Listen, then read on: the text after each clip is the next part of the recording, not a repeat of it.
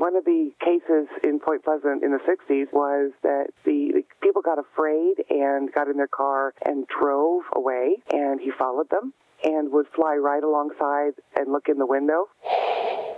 Yeah, can you imagine? And they're traveling 100 miles an hour. Listen, I got to drive home alone tonight. Oh, I wouldn't. Showtime. Welcome to the show. I'm Brent Holland from Night Fright. Tonight, a very, very special show. Welcome to the first show of 2010. Now, how did it get to be 2010? It just seems I went to sleep the other night and it was 1999. Now it's 2010? What's going on? Tonight, the Moth Man. Oh yeah, baby. Right here on Night Fright. The Moth Man Prophecies. Special guest Robin Bellamy is going to be joining us. Now, let's read the synopsis here. Now, The Moth Man, for all of you that want a great reference, there's a great movie out there called The Moth Man Prophecies. Richard Gere was in it. I think it was done maybe 4 or 5, maybe more than that, several years ago. Very creepy movie, creeped me out. Now, The Moth Man is a classic, true story of modern horror. The following 2 paragraphs are taken directly from the back cover of John A. Keel's book, The Moth Man Prophecies. And I quote, "For 13 months, the entire town of Point Pleasant, West Virginia, was gripped by a dark terror that culminated in a tragedy that made headlines all over the world." Now, this is a story that contains all the elements of modern science fiction movies, but every single word is true and fully documented by famed journalist John A. Keel.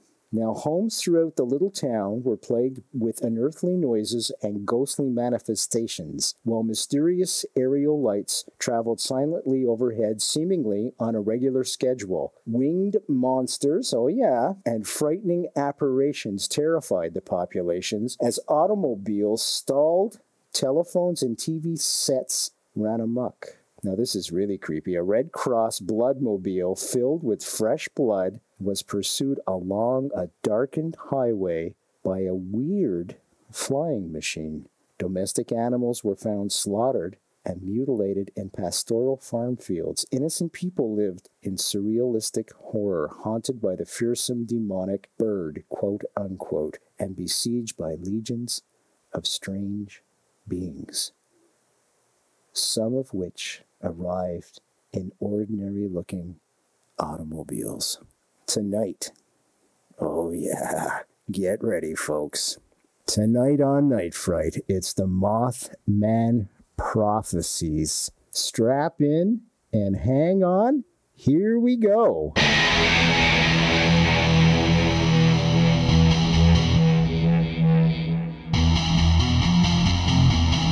There is a time to question.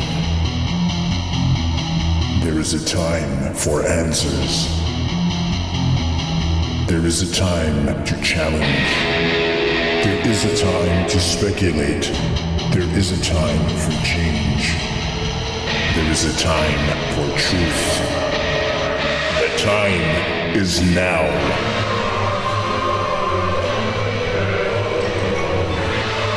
Welcome to Night Fright, your voice in the dark for paranormal and conspiracy radio.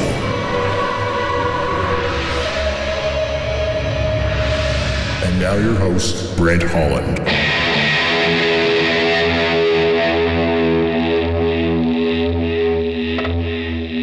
And a good evening, one and all. It is frosty out there. It's time, once again, settle in your favorite chair, get a cup of coffee or tea going, and get ready for the Mothman Prophecies and to be scared out of your wits. On the phone live from Toronto is Robin Bellamy. Robin Bellamy speaks yearly at the Mothman Festival in Point Pleasant, West Virginia. She recently appeared on Sci-Fi Investigates and does regular interviews for radio and television, such as Night Fright. Robin also teaches a ghost research course, which I'm going to ask her about. This sounds great. For the Toronto District School Board. Can you imagine being in a school situation and having an option to go for a ghost research course? Fantastic idea. Toronto District School Board in Toronto, Ontario. It is my great pleasure to welcome Robin Bellamy to Night Fright for the very first time. How you doing, Robin? I'm good. And you? Very, very well, thank you. Very well. I don't know if I can compete with the scary intro theme. I wrote that, gee whiz, it's got to be 2 years ago now. I was trying to come up with a theme for the show, and that's what came out. Pretty scary what goes on in this head, isn't it? Let's start off, Rob, and everybody kind of has a focal point of the Moth Man Prophecies movie. I was wondering if we could talk a little bit, just for the folks that haven't seen it and perhaps aren't aware of what the Moth Man Prophecies are, if you can give us an overview. Well, okay. It starts back in, the movie version starts back in 1967 in Point Pleasant, West Virginia, which is about halfway between Pittsburgh, Pennsylvania, and Cincinnati, Ohio, on the Ohio River. And this is just a tiny little town, about 5,000 people tops.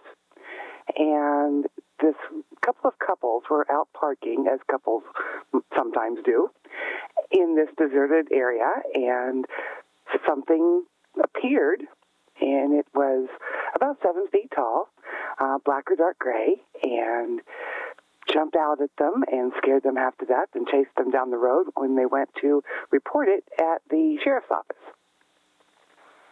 This thing showed up over and over and over again to hundreds of different people for about 13 months. And then people stopped seeing it or stopped reporting their sightings after a bridge collapsed and killed 46 people. There's some speculation as to whether people stopped seeing it or whether they were just so grief-stricken that it wasn't something important to them anymore. The most interesting thing, I think, is that it continues to be seen all over the world. We have reports here in Canada. The two most recent are in Chihuahua, Mexico, last April, and in the UK in October. Really? So this thing hasn't really gone away like some people think. Yeah. I was always speculating, you hear about crop circles all over the place, and people are always saying, well, it's just some university drunkards out there with sticks and stuff making them. And I always speculated perhaps the Mothman could just be a bunch of pranksters dressed up in costumes or something along that line. But obviously, if it's seen around the world, this is not the case. There seems to be some evidence, too, that it showed up in prehistoric times as well. There are cave drawings of things that appear very similar to what the witnesses are reporting. So it's possible that this is, like Bigfoot, been around forever. Now, do you think this is a creature that is indigenous to the Earth, or do you think perhaps it could be a dimensional creature, or perhaps even an ET of some sorts? I tend to go with the biological explanation, cryptozoological, if you will. I believe, and this is only my theory, that it is some kind of reproducing pseudo-animal that has a sustaining population. And it has the ability to fly. Yes, straight up, without any takeoff. Oh, man. So it defies gravity, just goes straight up. Now, can you describe what the creature looks like for the folks? I've seen various pictures of it. There is some variance among the witnesses. Primarily, he's described, and he's always described as male, which is interesting. I was going to ask you about that. Yeah, why male? Primarily 7 feet-ish tall, gray or black, no feathers. This is kind of a scaly or smooth appearance. But the biggest thing that everybody comments on is the glowing red eyes. That seems to stick with everybody. These things cause tremendous fear just by looking at them, which is a little bit unusual as well. He has wings that are pointed like a bat, and when he's not in flight, they tend to be folded up against his back. Oh, man, this is a creepy creature. In terms of color, is it dark black, dark grays, that type of thing? Yes. Typically charcoal or darker. As you described the height of this creature, we have a local MUFON representative here, UFO representative. His name is Michel Deschamps. He was on the show several times, and he was talking about a story out of Montreal where a witness witnessed a 7-foot-tall creature, much the same as you've just described, sitting on top of her house. And then all of a sudden it just took off just like that. And he always put it down to an ET, but I'm going to mention this to him because as you've described this creature, I wonder if it was a Mothman. I would love to be put in contact with him if you could do that for me. Oh, I'd be happy to. I'd be happy to. Well, I'll give you all his information, no problem at all. On our website, actually, www.nightfrightshow.com, www.nightfrightshow.com, there's the archives there. Just click on the archives. You can just scroll down to Michel Deschamps' name, his shows, and just click on his underlined name, and that'll take you right to his website, but I'll send you that information anyways. There's even a picture of it on his website that somebody has hand-drawn just to try and give some sort of indication of the size of and dimensions of this thing. And so that's quite interesting. 7 feet tall. Wow. That's really creepy. Now, do these things emanate terror, or is it just, like obviously if I ran into something like this, I'd be scared out of my mind completely. I mean, I'd be scared out of my wits. But you were saying that most people that see it, it's the red eyes. I guess that would do it for me too. Do you feel that these things emanate the terror in terms to control or anything along those lines? I do. I think that this is more of a feeling that comes from the entity rather than it doing anything scary. As far as I know, it's never attacked anybody or harmed anybody in any way. It doesn't even have threatening behavior. It just flies around or lands close or something like that. So it's not making an overt threat. So it would have to come basically from inside. Inside. Are they indigenous to any type of temperature, human, and perhaps a bird or even a pterodactyl or something along those lines? I think that that's theoretically possible. I'm not sure that the two species can, interact like that, but certainly from the description, that would appear to be the case. We're looking into thunderbirds as a possible connection, although thunderbirds are not usually depicted as having human things about them. They're just obviously birds. And Mothman clearly has a human element. Couple of things now. You had mentioned that they're always male. Do they have genitalia? And I guess they do if you can see that it's a male. And they seem to have a brain because they always seem to have intent as well. I have a lot of really bad jokes about Mothman genitalia. There's a lot of, among those of us who research him, there are some really interesting, probably not for radio consumption. No, that's fine. Go ahead and tell us a few. It concerns, okay, I'll tell you. How does Mothman reproduce? I'm afraid to ask how. Well, he has mothballs. Oh, my God. See, even paranormalists can have a sense of humor. That's really good. I like that. I'm going to keep that. Anyway, I don't think that there's any visible genitalia. I think it's just an impression. But, because we're looking at hundreds of years of sightings, especially in the last 100 years, it's got to be a sustainable species. It can't possibly be one single entity that travels all over. What about the fact that it has a brain and intent? I think that's the scariest part. Why is that? I am a Mothman witness. And I grew up in Point Pleasant area in Ravenswood, West Virginia. And down there, it's all quite normal. Because it happens so much, nobody really thinks twice about seeing these weird things, which in and of itself is kind of weird. So I really didn't know that it was anything unusual for most of my life.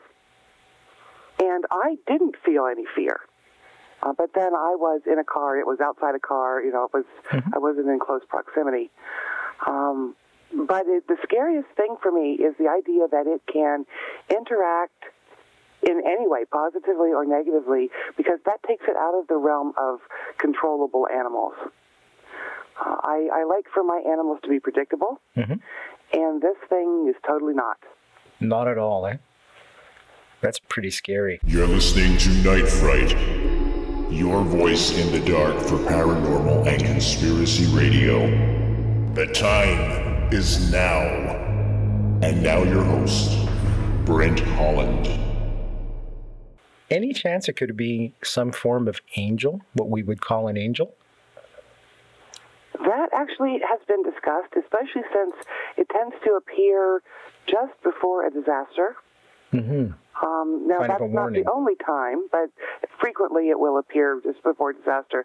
There's a report out of Chernobyl that Mothman appeared right before the plant melted down. Really? Yeah, and there are people who say that there was something seen right before the World Trade Center collapses. That has yet to be documented. We're not entirely positive that that's a for real thing. Mm-hmm. But certainly he was seen in the 13 months prior to the bridge collapse in Point Pleasant. And it may be that that's where the idea that it's related to disaster comes from. That could be very, very... I have heard that it was seen before 9/11. I can't remember where I did read that. We had Phil Spencer on. We were talking about Bigfoot going, all the way back to March. Time flies, I tell you. 2010 already. Anyways, he was saying that with Bigfoot, there's always a smell or the indigenous wildlife around whenever Bigfoot is about to appear goes silent. Is there something along the same parallels that happens with Mothman? Sort of. There seems to be a lot of electrical interference. Radios and TVs go a little wonky. In fact, the sheriff that responded to the sighting back in the 60s, when he turned on his radio to make a report, there was nothing but static and terrible noises out of it, and he kind of freaked out and turned it back off. So there seems to be that associated with it, which tends to lead us more towards an ET kind of experience. Mm-hmm. So this has really been a stumper for the paranormal community. Mm-hmm. And of course, nobody in the scientific community is taking it very seriously, as is their wont to do. But yeah, there's got to be some kind of electrical something around this because of the consistent reports of interference. Yeah, we often hear that associated with ghost sightings as well. There's always some kind of interference or something. I'm hearkened also to think of shadow people with the darkness and everything, and I wonder if that could be some form of it also. Certainly this is a creature that's unique unto itself. How they reproduce, I'm not quite sure either. Any speculation on where they would live and what they would eat to sustain themselves? I don't have a clue, to be perfectly honest. Mm-hmm. I would guess that they are carnivorous. There were several animals found dead around the time of the sightings in quite unusual ways, much like the chupacabra stories where the blood was sucked out and the carcass left. And that would lead me to believe there's a carnivorous element. But because they're just not seen, it could be that they're just omnivores. They eat whatever is available. And whether that be in the forest or in an urban area out of the trash. We don't just see them in rural areas. They show up everywhere. Now, are they always seen alone, or is it always alone? Always alone. Huh. Without any variation of that, which is fairly unusual as well. Yeah. Just about every other thing I can think of, even Bigfoot, you sometimes get reports of more than one. That's right. But with Mothman, it's only been one at a time.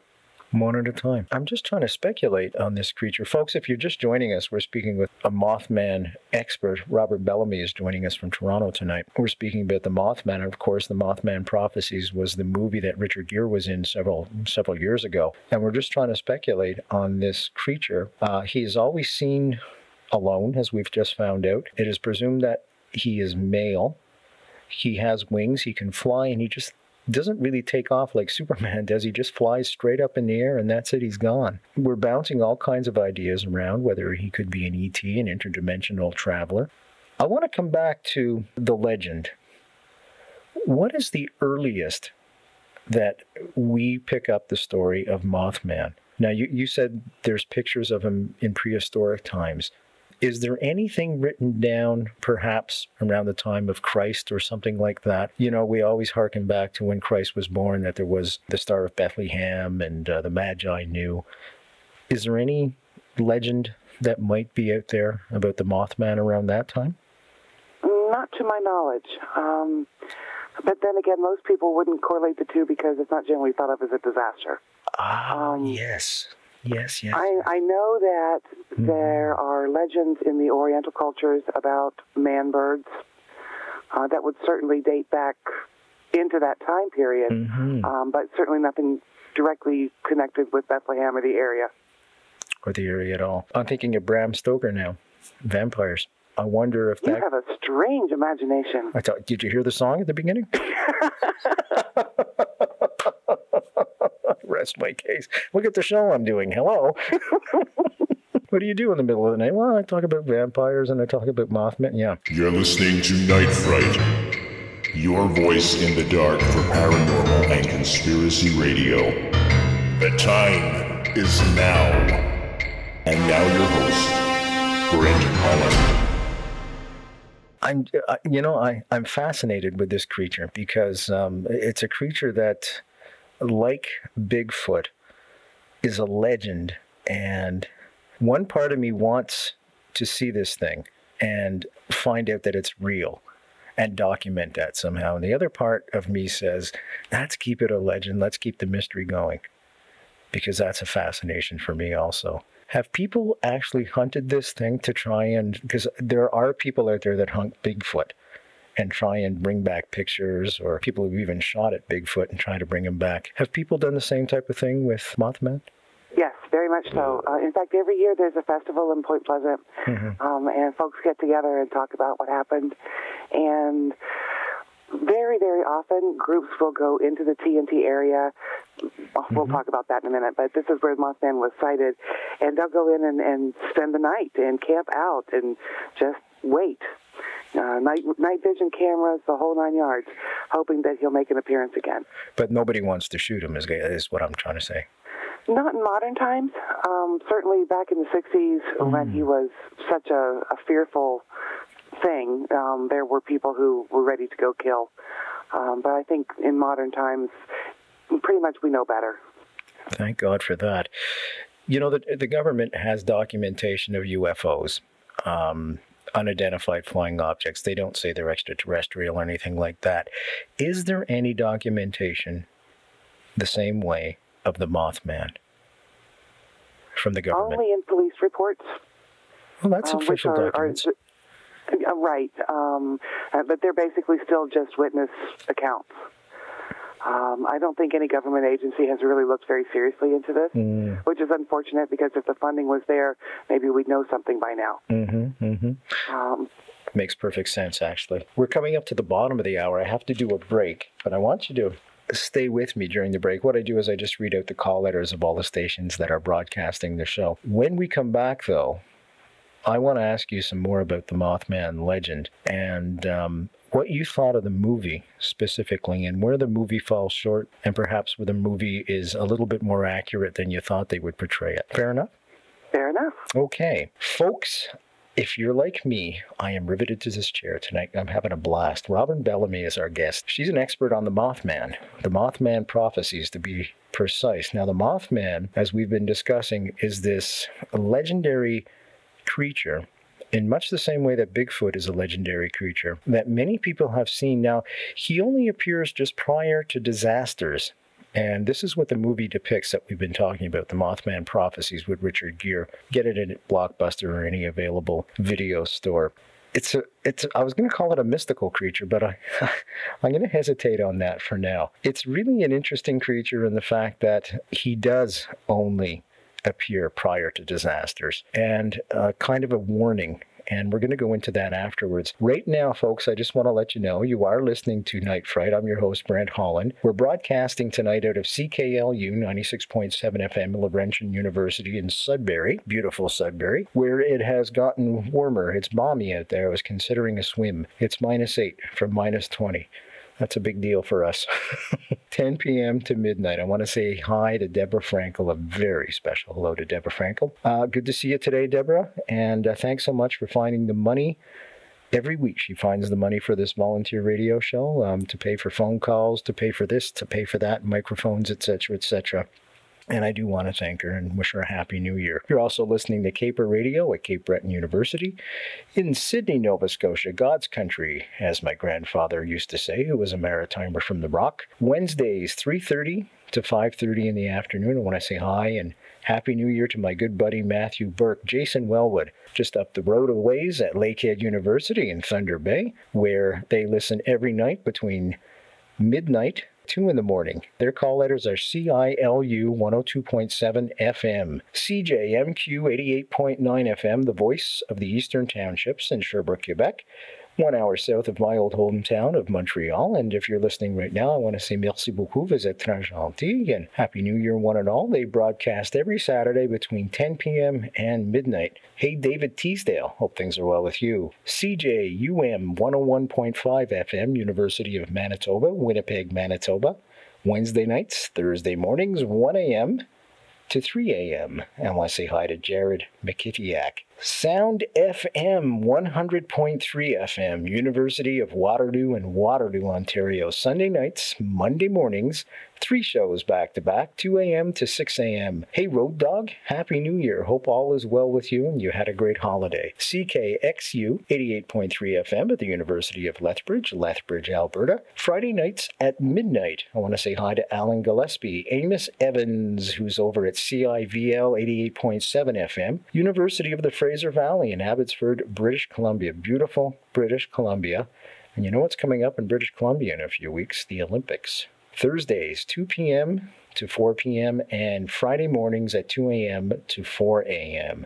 CFAD 92.1 FM, Salamo Radio in Salamo and Ymir, British Columbia, Saturday evening, 11 p.m. to 1 a.m. I want to say hi to the Hutch, Gerald Hutchman. Christopher Earle is over at CFUR 88.7 FM, University of Northern British Columbia, Prince George, British Columbia, Friday nights, Saturday mornings, 1 a.m. to 3 a.m. Kurt Wetmore is at CFXU 93.3 FM, St. Francis Xavier University in Antigonish, Nova Scotia, and they broadcast every Saturday evening, 10 p.m. to midnight. You're listening to Night Fright, your voice in the dark for paranormal and conspiracy radio.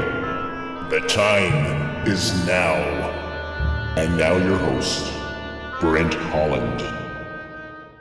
I want to point you to the Night Fright website, www.nightfrightshow.com, www.nightfrightshow.com. Once you're there, click on the archive button. There are shows there for you to download on Bigfoot, the Kennedy assassination, both Kennedy assassinations, Martin Luther King. There's shows there on Canada's Roswell, Stanton Friedman's been on. All those shows are there for you to download free. No charge at all for any of this stuff, folks. Just download them, put them on your iPod. You're off on the bus going to university. Great thing to listen to. You're taking a card ride up to the cottage or out to the cottage. Another great thing to listen to. Truckers love this stuff when they're going across the Trans-Canada or the 401. And they download this stuff big time and listen to it. It's a wealth of information, get your brain thinking, and entertain you at the same time. You know, Robin's show, we're talking with Robin Bellamy today. That'll be on the archives next week. And they'll be able to download that show as well for free and learn all about the Moth Man. All those shows, as I said before, are there for you to download for free.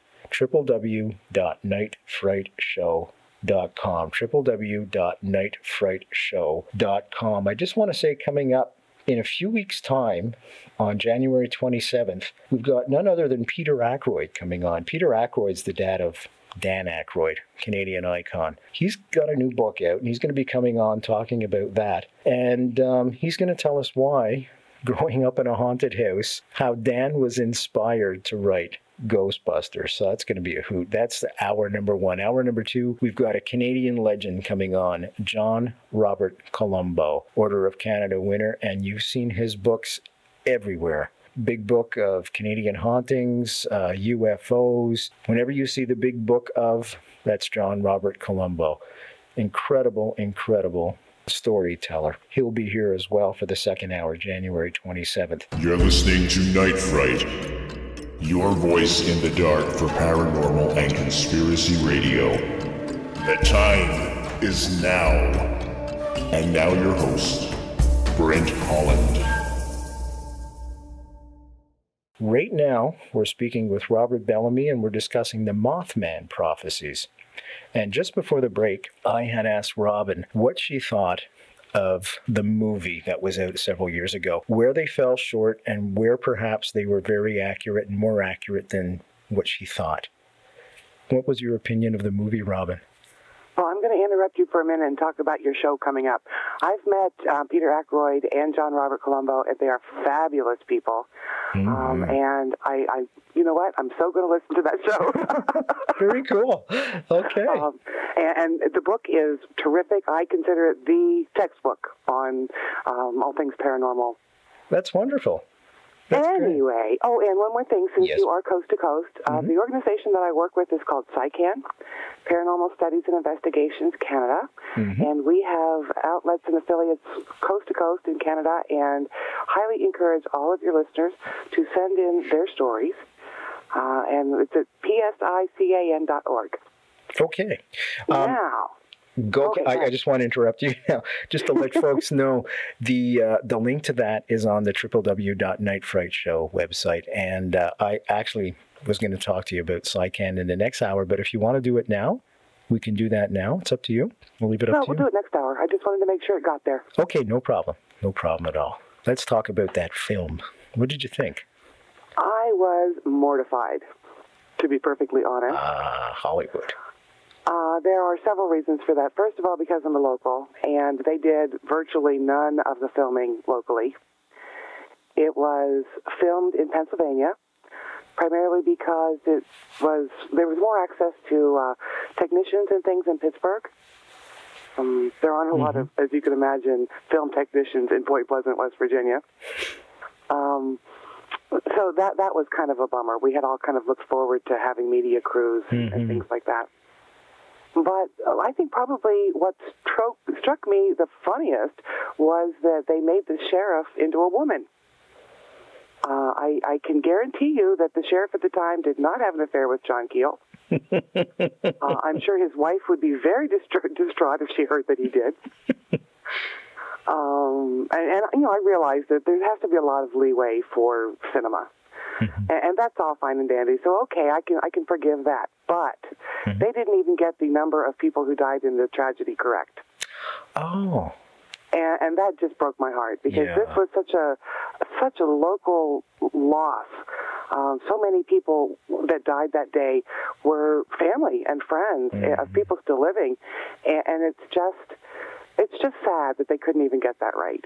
You're listening to Night Fright, your voice in the dark for paranormal and conspiracy radio. The time is now. And now your host, Brent Holland.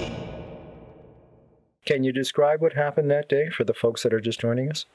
It was shortly before Christmas, and the bridge was the major connection between Ohio and West Virginia at that point. U.S. Interstate 35, well, it wasn't really an interstate at that point, but the major road crossed that bridge, and it was an east-west route for trucks and long-term travelers. And there was a malfunction of the stoplights. For whatever reason, the stoplights were both red, one at each end of the bridge, trapping people completely on the bridge. It was full, bumper to bumper. It was kind of the rush hour. It's a very big electric and steel plant kind of place, so a lot of people work until 3 or 4 o'clock in the afternoon. So they were commuting back home at this time. Also, there were a lot of Christmas shoppers. And very suddenly, the bridge started to shift and turn and fell into the water, the icy cold December river, and 46 people lost their lives. 2 of the bodies were never found, and it just really rocked the community. Oh, no, without question it would. What was the official cause of the bridge collapse? Officially, the bridge was connected by a construction they called I-bars. These are kind of shaped like a paperclip and have a little knob in the end, and they just kind of connect together like a chain. This construction is not used for bridges anymore. When the bridge fell, all the other bridges that were built like that were closed because it was deemed so dangerous. But what happened was this number 13 I-bar broke, and that caused the fatal structure failure. And it just came loose and fell down.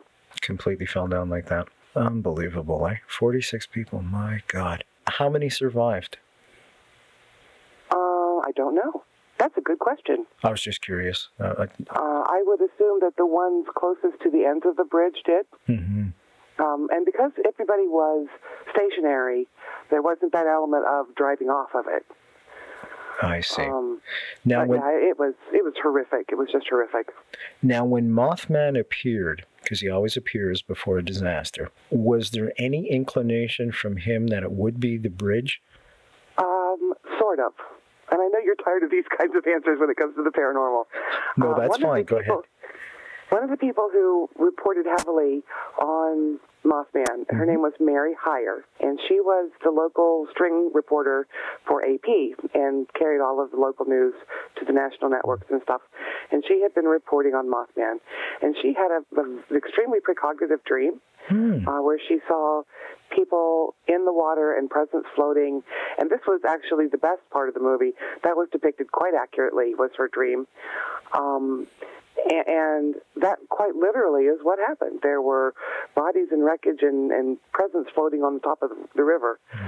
And there are some who think that because of the increase in precognitive dreams at that time, that's related to Mothman. There was something there for sure, without question. Any speculation yourself? I don't know. I know that Point Pleasant, at least as far as documented history, going back to the 1700s, has been a highly unusual place. There have been curses, there have been tragedies, there have been UFO sightings, continue to be UFO sightings. The Ohio River Valley is a hotbed for UFO experiences.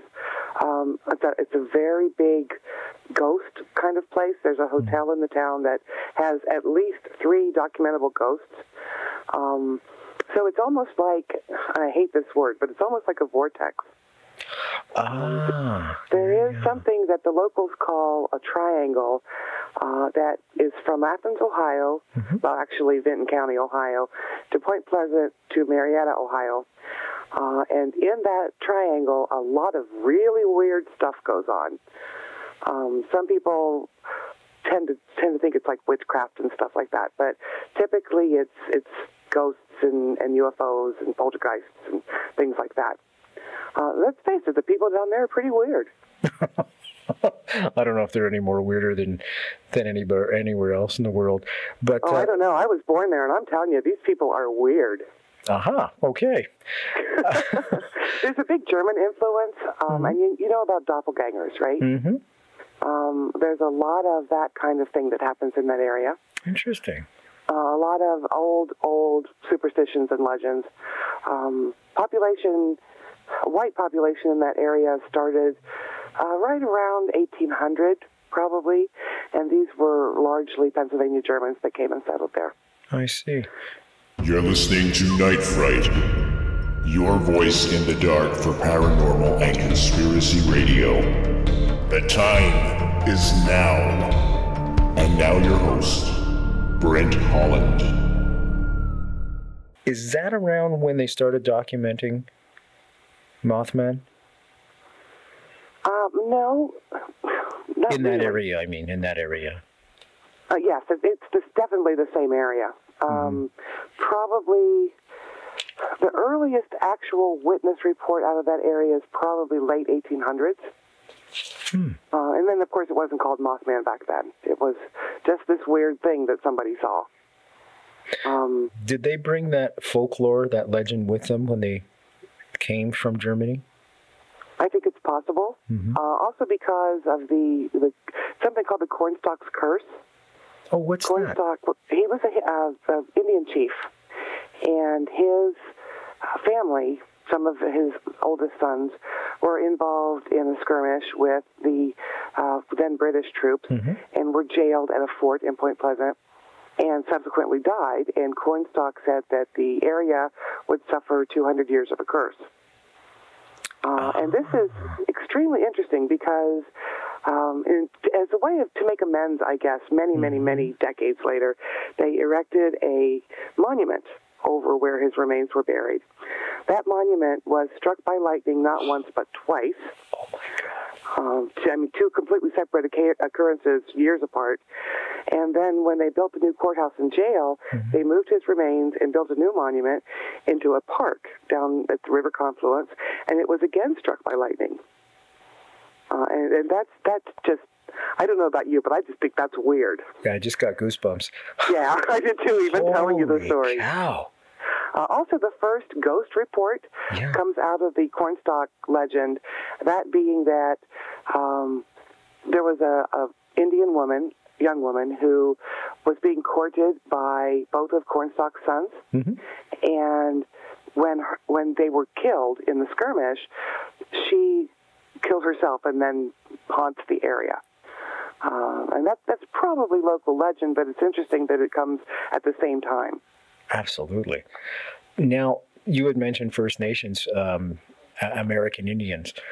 Is there any legend that's associated with Mothman from their oral histories?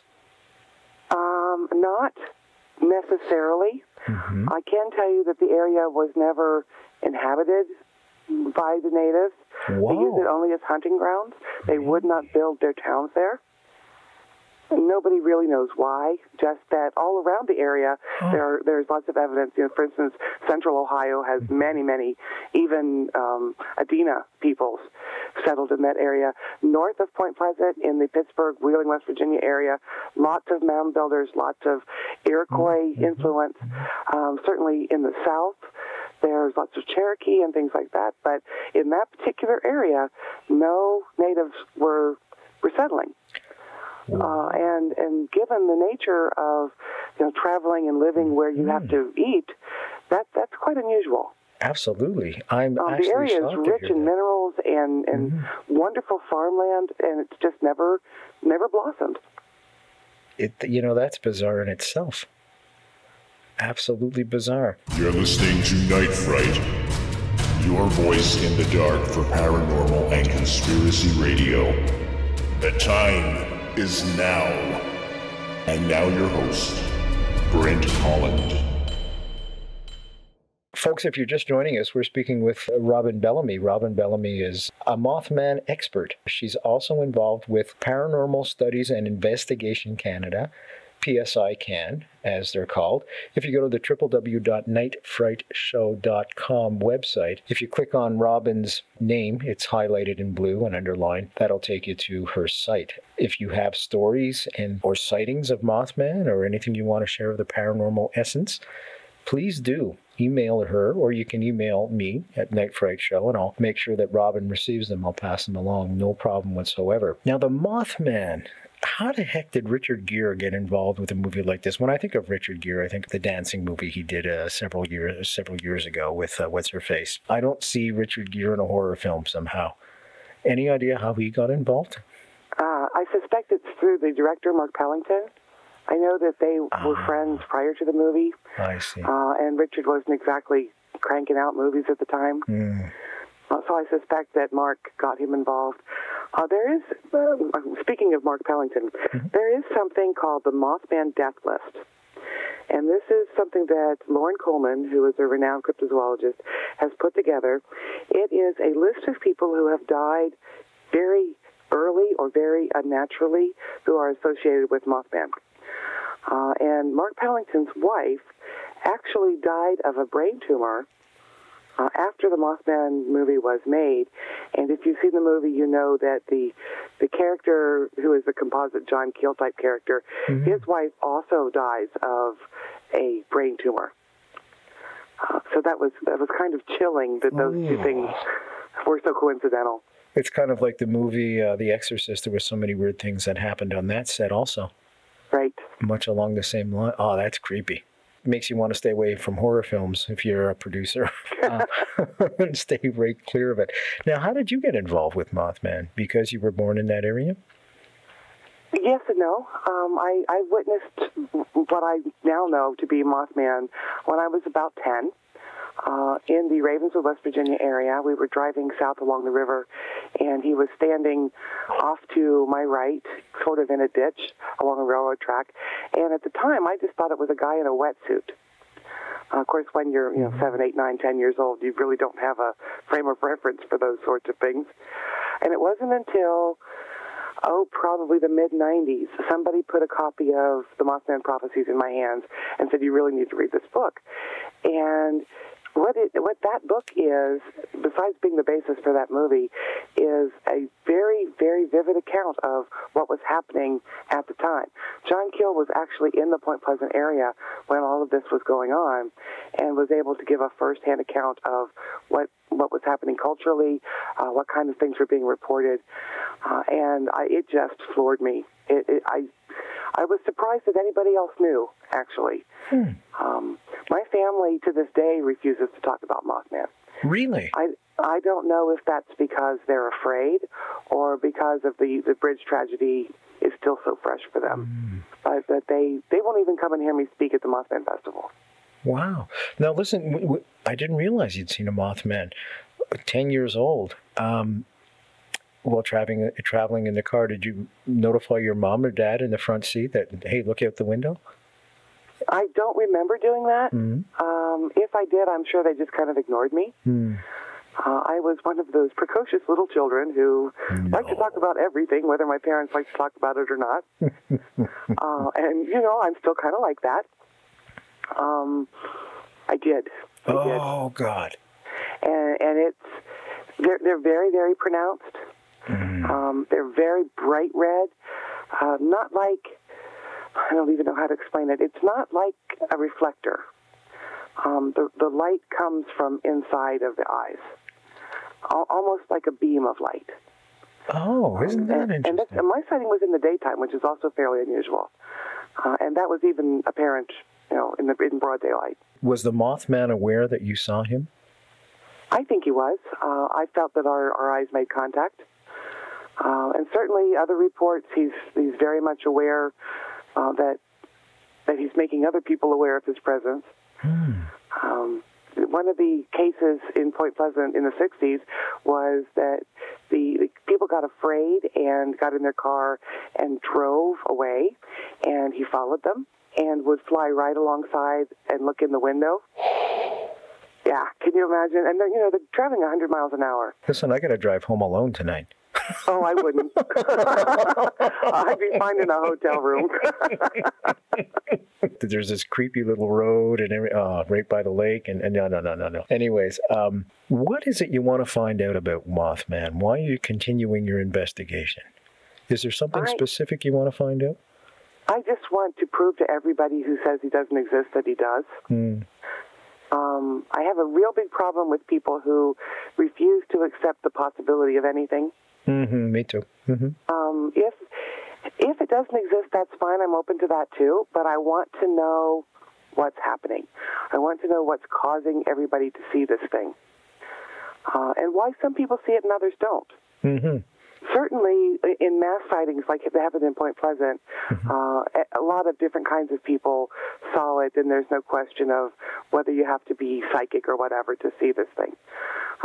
But certainly, there are places that some people see him and some people don't. Whereas with a crop circle, you've got tangible evidence that something did happen. Even if it's a hoax, there's that tangible evidence.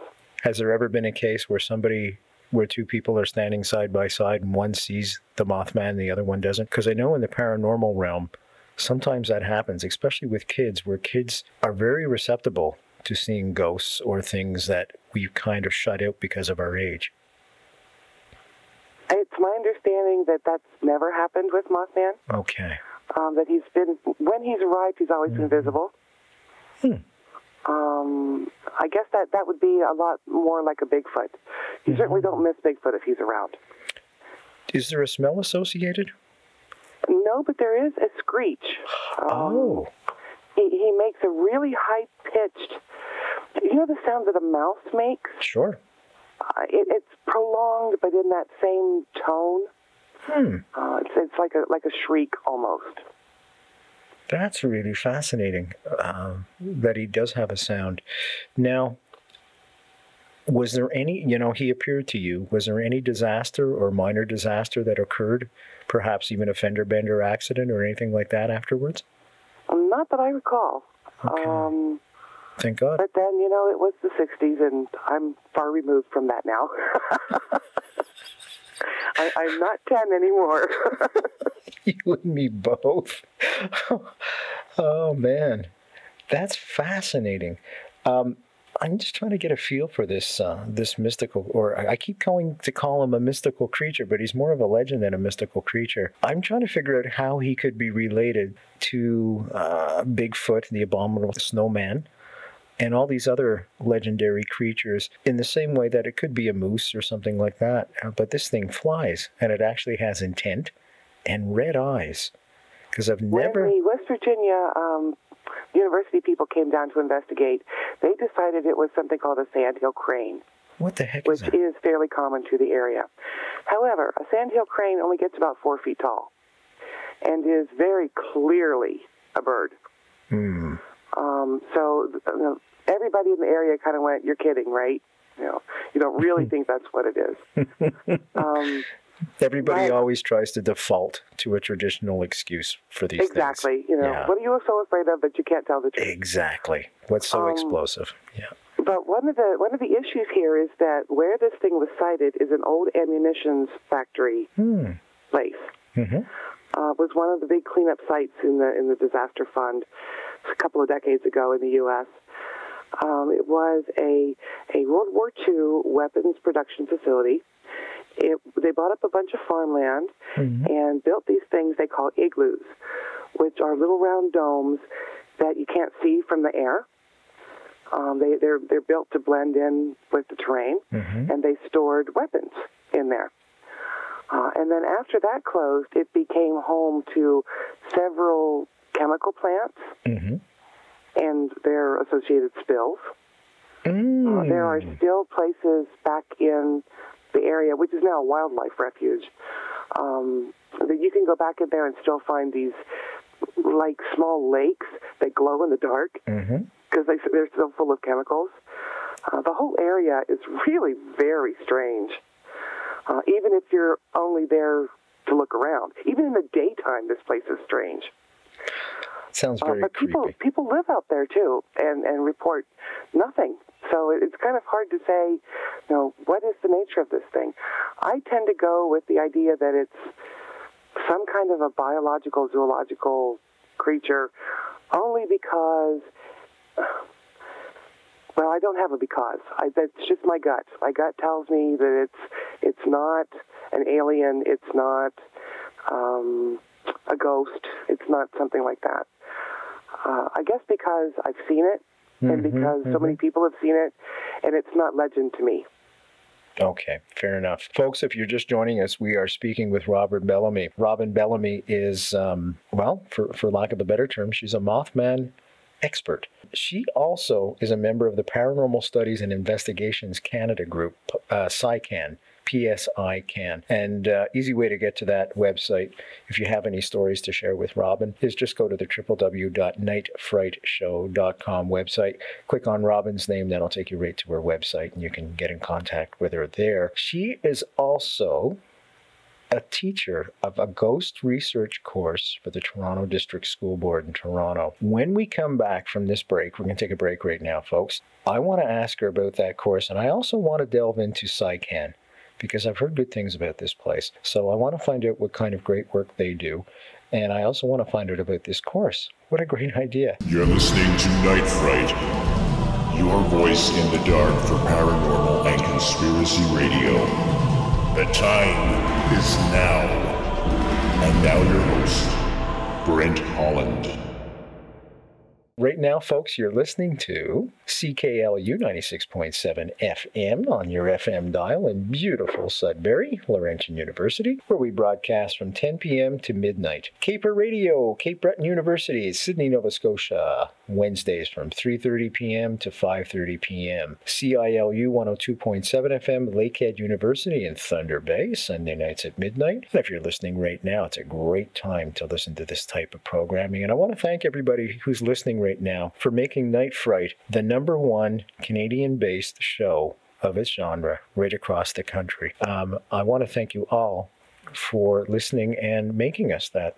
That's quite an achievement for a volunteer show with no money, and I really want to thank you from the bottom of my heart. That's terrific. CJMQ 88.9 FM, the voice of the Eastern Townships in Sherbrooke, Quebec, where they broadcast Saturdays from 10 p.m. to midnight. CJUM 101.5 FM, University of Manitoba, another beautiful campus. All these great, beautiful campuses here in Canada. University of Manitoba, Winnipeg, Manitoba, Wednesday nights, Thursday mornings, 1 a.m. to 3 a.m. Sound FM 100.3, My Buddy Road Dog. University of Waterloo, Waterloo, Ontario, Sunday nights, Monday mornings, 3 shows back-to-back, 2 a.m. to 6 a.m. CKXU 88.3 FM, the University of Lethbridge in Lethbridge, Alberta, Friday nights at midnight to 2 a.m. CIVL 88.7 FM, University of the Fraser Valley in Abbotsford, British Columbia, Thursdays from 2 p.m. to Friday mornings at 2 a.m. CFAD 92.1 FM in Salamo and Ymir, British Columbia. Salamo Radio, Saturday evenings from 11 p.m. to 1 a.m. You know, it's great to listen to this type of programming in the middle of the night, isn't it, folks? CFUR 88.7 FM, University of Northern British Columbia in Prince George, British Columbia. And don't look out the window right now for fear of seeing 2 red eyes. Friday nights, Saturday mornings, 1 a.m. to 3 a.m. I told you not to look. CFXU 93.3 FM, St. Francis Xavier University in Antigonish, Nova Scotia. Saturday evenings, 10 p.m. to midnight. You're listening to Night Fright, your voice in the dark for paranormal and conspiracy radio. The time is now. And now your host, Brent Holland. Want to direct you once again to the Night Fright website for several reasons. www.nightfrightshow.com, www.nightfrightshow.com. First reason is our guest tonight, Robin Bellamy, is a member of Paranormal Studies and Investigations Canada. An easy way to get information from Robin, to get in contact with her, is just click on her underlined, highlighted in blue, right on the website name. That'll take you right to her website. And you can send her any information or get in contact with her for any reasons whatsoever. Another great reason, too, is the archives. There's a whole series we did on Haunted Halloween throughout the month of October. And we had Dr. Robert Stone was on talking about serial killers. And he is the host, of course, of Discovery Channel's Most Evil. And we talked at length about Bernardo and Carla Homolka, and I had actually ran into Carla Homolka in NDG in Montreal when I was living there. She had been released from prison at that time and was very pregnant. What a disaster. Oh my God. Anyways, all I have to say is that show is there for you to download for free. Keep the lights on for that one, because that was really creepy. That really creeped me out, that show. He was a terrific guest, by the way. We talked at length about what makes a serial killer tick, and the fact that there's, right now, a very good chance that there's at least a couple of hundred out there right now. And that's what creeped me out, is the fact that these creatures are, and I call them creatures on purpose, are still out there. There are shows on the Kennedy assassination. We had a wonderful guest on, Abraham Bolden, first African-American Secret Service agent, handpicked by JFK himself. Tells incredible personal stories about how he protected JFK, how he protected JFK's family, Carolyn and Jackie. What happened to him after the assassination? He was not on duty that day. And to this day, he blames himself. He said, well, I asked him point blank, I said, would you have taken the bullet? He said, in a heartbeat. And he said, if only I was on duty that day, the president would be alive today. He blew the whistle on the Secret Service. He claimed that they were all drunk, and as it turned out, they were. And you know, when you're hungover, eh, folks, you don't quite, you know, you're just not there. You're just not snappy. And it's very obvious when you see the Zapruder film that the Secret Service was just not happening that day. They should have reacted at the first shot, and they didn't. Anyways, he was a whistleblower after, and he was threatened. His wife was threatened. He was thrown in jail for a crime he didn't commit. Incredible story. Now, there is talk of a feature film being made about his life, and Will Smith will star as him, and I'm so happy for him if that comes through, because this is a man that has sacrificed his whole life for truth, and he certainly deserves some form of recognition for that. First African-American Secret Service agent handpicked by JFK. Terrific story. All those shows are there for you folks to download for free. Just to let you know, www.nightfrightshow.com, www.nightfrightshow.com. You're listening to Night Fright, your voice in the dark for paranormal and conspiracy radio.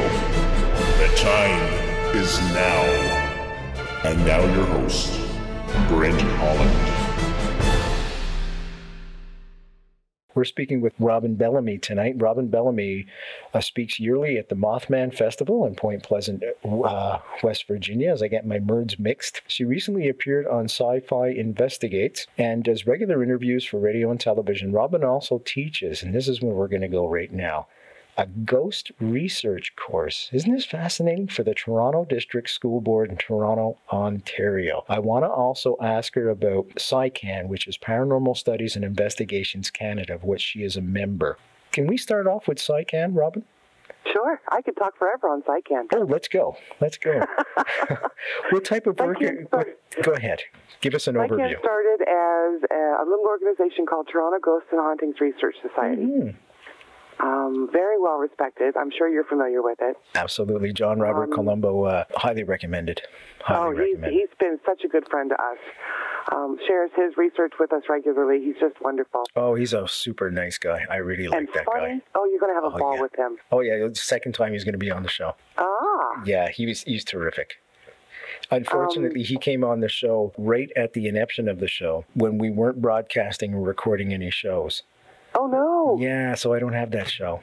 So the first year or so, this show's only been on a year and a half, but we started in July, and it was only until the October that we started recording the shows, because that's when we broadcasted over the internet. Before that, we weren't doing anything over the internet, no way to record the shows. So all I have to say is a bunch of good shows were lost, unfortunately. Oh. Anyway, SciCan. After Toronto Ghosts, we expanded to Ontario Ghosts. And included another group called Paranormal Researchers of Ontario. Mm-hmm. And all three of those groups were also affiliated with several others very, very loosely. We all kind of subscribed to the same research techniques and the same belief systems. And then we decided that we needed to kind of amalgamate. We needed to have in Canada, at the risk of tooting our own horn, kind of a premier, legitimate, organized group that kind of works together and shares information amongst everybody else and keeps a database and does all of those things. So with the BC Ghosts and Hauntings group, clear out to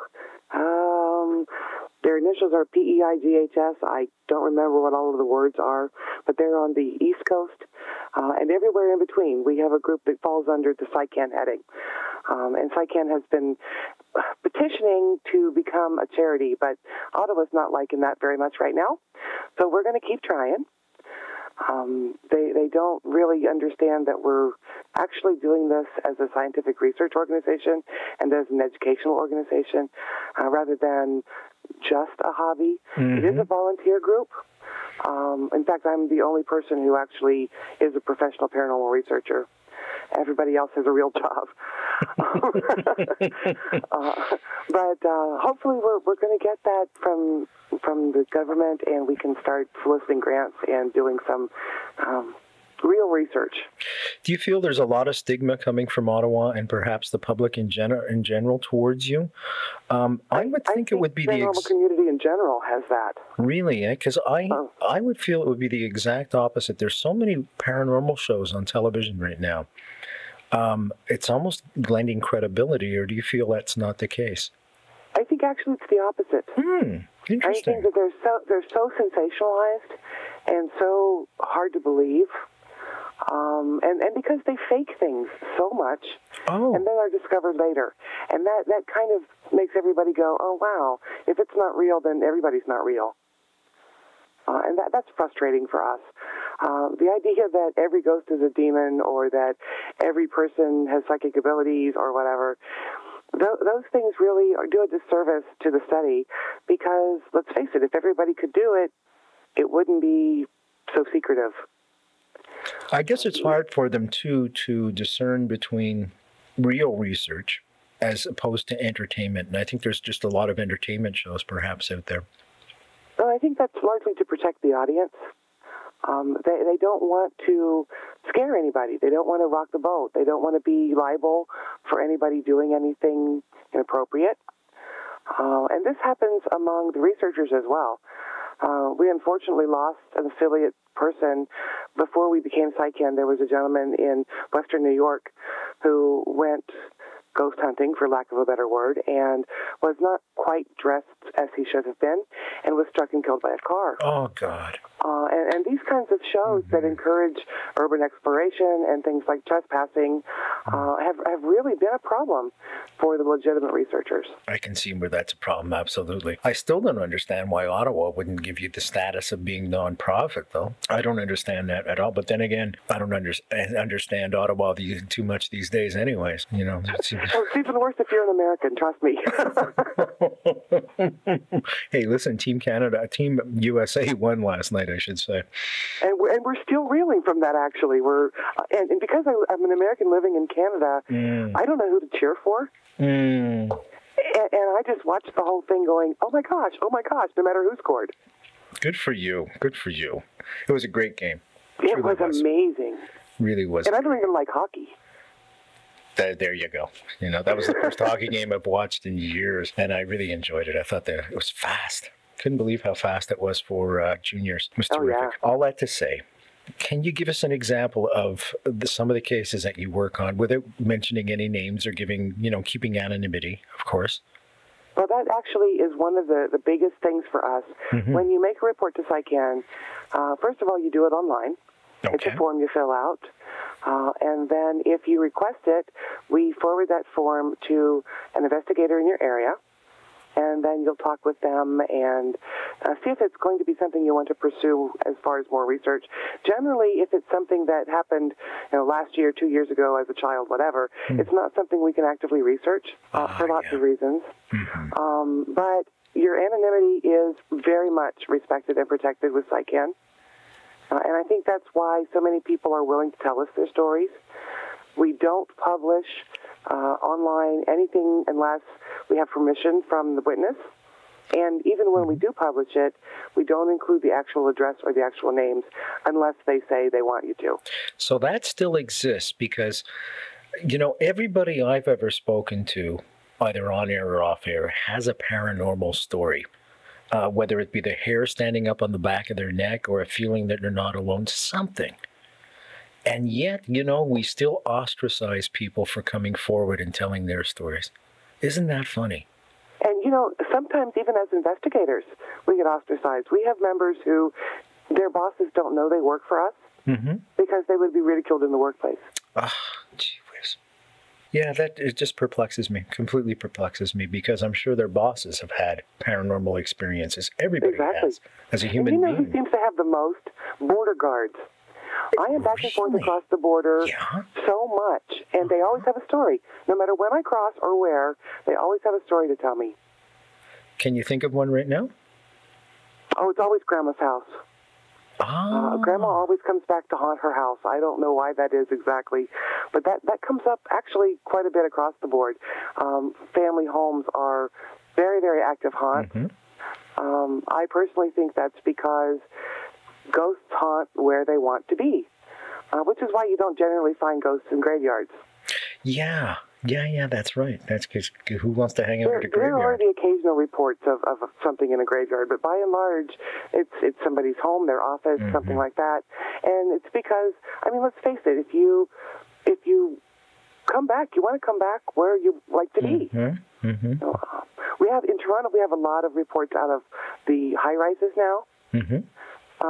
Because people in that business, especially Bay Street, are very tied to their jobs, and that generation is starting to pass. And we're finding lots of reports coming out of especially Bay Street offices where the guys were the type A personalities and never left their jobs, and now they're coming back to haunt them. Interesting. You're listening to Night Fright, your voice in the dark for paranormal and conspiracy radio. The time is now. And now your host, Brent Holland. You know, we had Wayne Franks on. Wayne Franks is a Canadian military historian, and he was talking about some of the military sites that he's been around, because he's a reenactor also, and was just, relaying some of the stories he's heard, like from Gettysburg and places like that. And it seems that when there's a traumatic event and people die suddenly, it's like the reminiscence of those people gets stuck without being able to move on. Has that been the case for you? Have you found that also? Sometimes, especially in war kinds of areas. But we've also found that forts, especially, because they are so deeply ingrained as important to a soldier, that may be the reason they're coming back to the fort. Certainly that wouldn't explain the Gettysburg stuff, because that's a whole other ball of wax. But historical repeaters do often show up. Fort York is infamous for having the historical repeaters, just the guys doing guard duty. They're walking around in their uniforms, keeping watch over the place, and it's not necessarily traumatic, but it is an intense emotional connection. So whatever the cause for that intensity, that's probably what the connection is. I see. Whether it's trauma or just, an overwhelming sense of love. Has there been any reports that you may be aware of from 9/11, from the Twin Towers? Not yet. Too soon, eh? We're also not getting anything from the tsunami victims. Typically, and this is just a very broad generalization, That's okay. Typically it's about 6 years on average before we start seeing reports. But that you would think that would be a 9/11 thing. But there's nothing on that site yet. So perhaps it's not, there's just no availability. There aren't people milling about, so they're not seeing anything. It's just blank air. You're right, there's no building there at all. Interesting. Yeah, that was a heck of a tragedy, boy. It was. Oh. I visited the memorial site in Pennsylvania, and there is an energy there.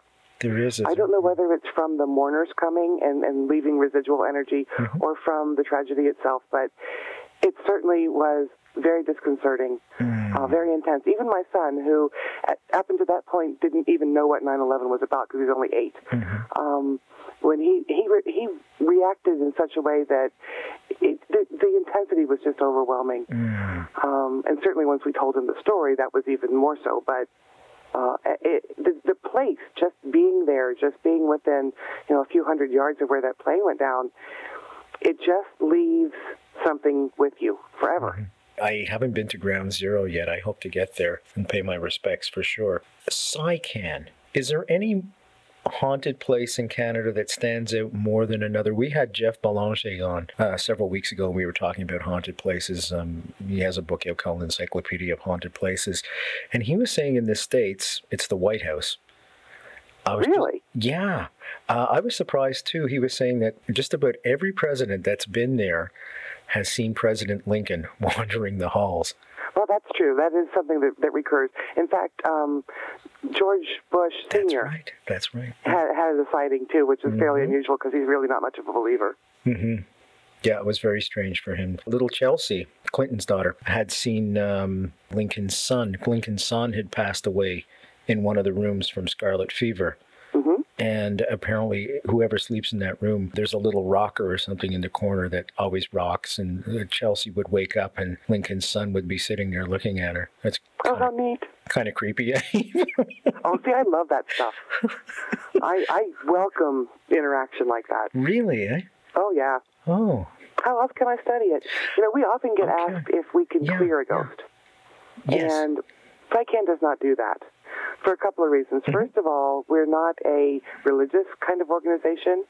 And when you're talking about clearing, you're talking about belief systems. And we don't, aside from the research element of that, we don't involve ourselves with a person's belief system in that way. But also, if we were to clear it, we would have nothing to study. I want your ghost to stay so I can come back over and over and see what's going on. Now, is there a difference between a ghost and a demon? I'm going to go out on a limb and say yes. Okay. Because And this is just me. This is not anybody's official word. Okay. I don't believe demons exist. Oh, okay. I think that every ghost has a personality, and just like there are evil people in the world, certainly there would be evil residual people in the world. I don't think that there is a specific kind of ghost called a demon. Okay, that's fair enough. When I guess you listen to EVPs also. Oh, you would be amazed. What's always amazed me about EVPs and dialogue with the other side, as I call it, nobody ever mentions Jesus, Muhammad, Buddha, God. There's no mention of any religious faction whatsoever. That's true. I have never heard any reference to any kind of religious stuff in an EVP ever. Any speculation as to why? No. Okay. Unless it's just not something that's part of the conversation. EVPs tend to circulate around what the living people are doing. And quite frequently, the living people aren't necessarily discussing God. So maybe it just doesn't come up. It could be. That sounds like a plausible answer, absolutely, without question. Now, what about your faith? Has being an investigator increased or decreased your faith in any one direction? Actually, no. I am Wiccan, and oh, okay. And by the nature of that means that I get to kind of tailor what I believe to the circumstances, and that gives me a lot of freedom. But I am kind of a traditionalist, too. I was raised in the United Methodist Church very, very deeply, taught Sunday school, led the choir, that kind of stuff. So a lot of my belief system also runs to miracles and one higher power and that sort of thing. So I'm kind of a hybrid. I see. And I think that actually is very helpful for me as an investigator because I don't have to play by rules. You know, I don't have to say, oh, this must be an angel, or oh, this must be the hand of God. And it's not necessarily that I don't believe that it is. It's just I'm not tied to a belief system that dictates that. A dogma. So it kind of frees my mind and heart up to follow what I really think is happening. You're listening to Night Fright, your voice in the dark for paranormal and conspiracy radio. The time is now. And now your host, Brent Holland. Now, there's a lot of folks that are listening right now that are going, Wiccan. What the heck is a Wiccan? Can you describe what you do? Wicca is a fairly new religion, although there are some who say it's been around forever. It basically is a pagan religion in that it doesn't believe in a specific God per se, but rather a generalized idea of higher power. Some people who practice Wicca believe in gods and goddesses as the way to show a belief system. Not that there are tangible gods and goddesses present, but that they are represented and we call them that. You know what I mean? And that through ritual, which is like prayer, you can accomplish whatever needs to be accomplished. Okay. The great thing about Wicca is that you can believe what you want to believe, and nobody will tell you that it's wrong. Is there a temple or a church, for lack of a better term, that you attend with other Wiccans? You can do that. You can develop your own group. I don't. I'm what's called a solitary practitioner. I see.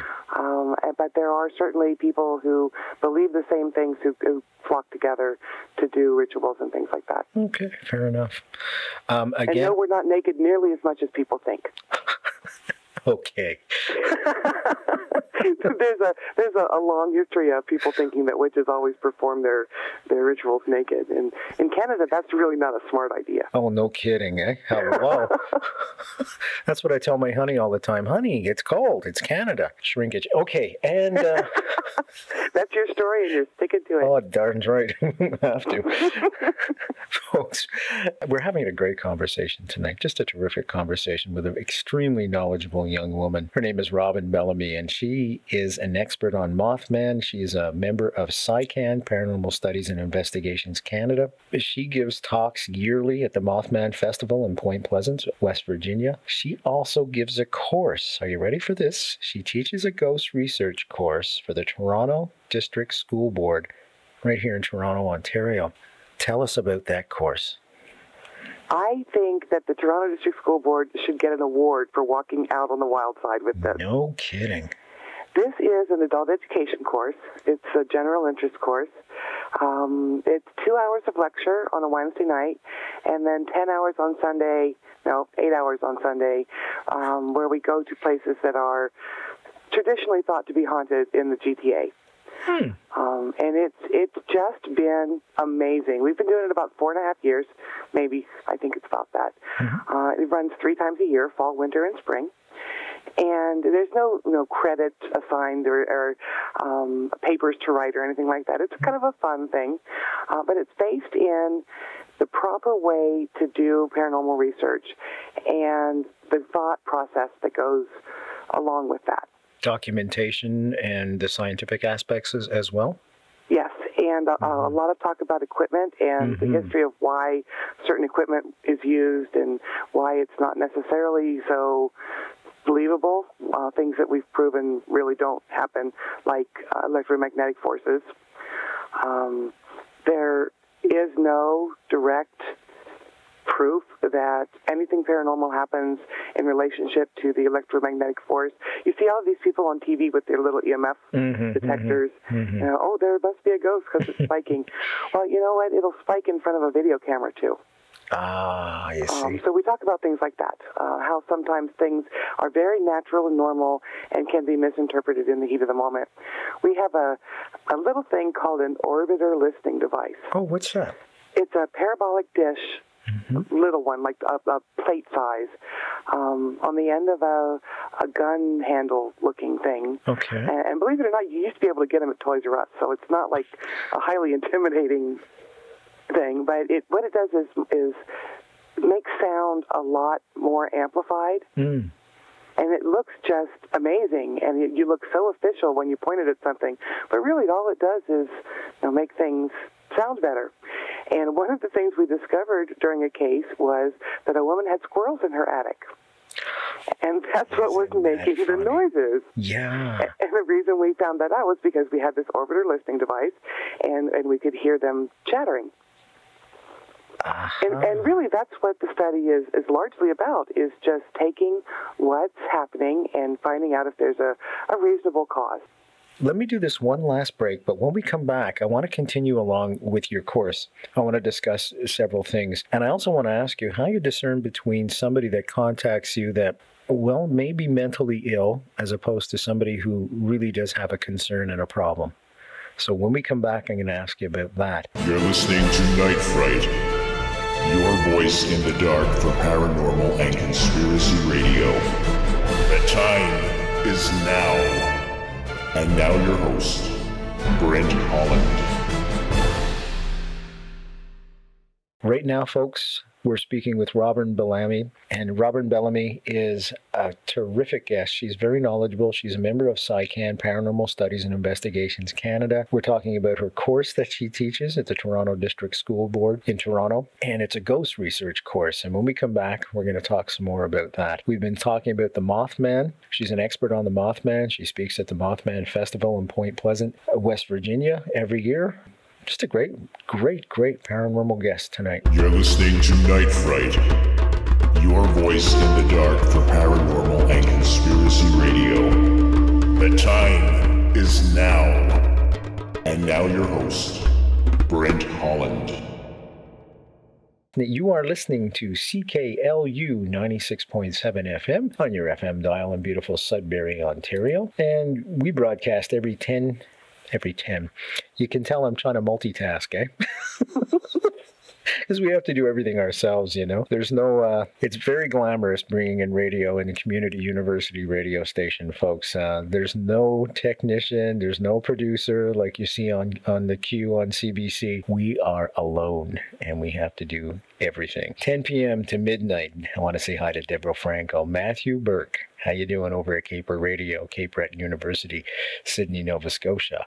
CILU 102.7 FM, Lakehead University in Thunder Bay. They broadcast every Sunday night at midnight. I want to say hi to Jason Wellwood, David Teasdale. Salut, mon ami, ça va? Over at the Voice of the Eastern Townships in Sherbrooke, Quebec. And that's CJMQ 88.9 FM. And CJUM 101.5 FM, University of Manitoba, Winnipeg, Manitoba, Wednesday nights, Thursday mornings, 1 a.m. I want to say hi to Jared McKittiak, Road Dog, who's over at Sound FM 100.3 FM, University of Waterloo, in Waterloo, Ontario. Sunday nights, Monday mornings, 2 a.m. to 6 a.m. 3 shows back-to-back there, folks. Friday nights at midnight can only be one place. CKXU 88.3 FM, University of Lethbridge, Alberta. I want to say hi to Alan Gillespie. Amos Evans, my buddy over at CIVL 88.7 FM, University of the Fraser Valley in Abbotsford, British Columbia, where you can listen every Thursday from 2 p.m. to 4 p.m.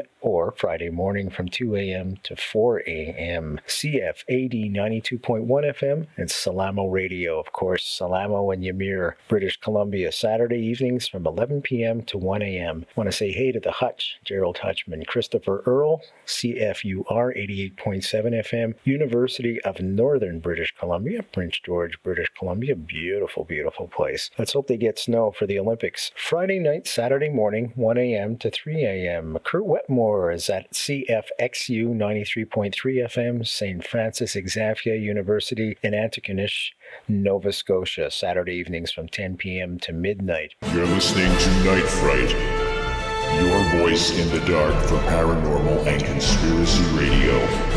The time is now. And now your host, Brent Holland. www.nightfrightshow.com, www.nightfrightshow.com. You can click on the archives there and download all the shows to your iPod or other personal listening device for free. Feel free. There's something like 55, 56 shows now, something like that. Robin's show will be up there next week. Also, I want to just mention coming up in March this year, 2010 already. I still can't get over that one every time I say it. We're having a whole special on 2012. We're going to be talking about crystal skulls in 2012. I'm going to try and bring John Hogue back and talk about Nostradamus in 2012. I'm going to try and get Whitley Strieber on the show, talk about his book, 2012. All kinds of great guests. And the spiritual revolution is for 2012. So that's coming up in March. Let me just see this as I click on this. Dum, dum, dum, dum, dum. Next week, we have Annie Wilder is going to be joining us. Spirits Out of Time. She grew up in a haunted house also, and she's going to be telling us some fascinating stories about that. The week after that, a real Canadian haunting. Halifax Haunts, exploring the city's spookiest spaces, and it's Steve Vernon is going to be joining us. Week after that, of course, we've got Dan Aykroyd's dad, Peter Aykroyd, first hour, and John Robert Colombo will be joining us for the second hour, the Big Book of Canadian Hauntings. And it truly is a big book. Got a copy of it. It's about an inch and a half thick. Whoever knew Canada was so haunted? And they say we're boring. One of my favorite guests is going to be joining us in February, Jim Marrs. Now, if that name sounds familiar, it should. Jim Marrs, of course, wrote the de facto Bible on the Kennedy assassination. It was called Crossfire, the Plot to Kill JFK. And Oliver Stone used that book as one of his sources for the movie JFK. He's got a new book out called The Rise of the Fourth Reich. So Jim Marrs will be joining us in February, and then we're into 2012. You're listening to Night Fright, your voice in the dark for paranormal and conspiracy radio. The time is now. And now your host, Brent Holland. Right now, we are speaking with Robin Bellamy. Robin Bellamy, of course, is an expert, an absolute expert on the Mothman, and I've learned a ton of stuff about the Mothman tonight. It's our first show on the Mothman. And I'm going to invite Robin back right now to talk some more about it, probably in the summer.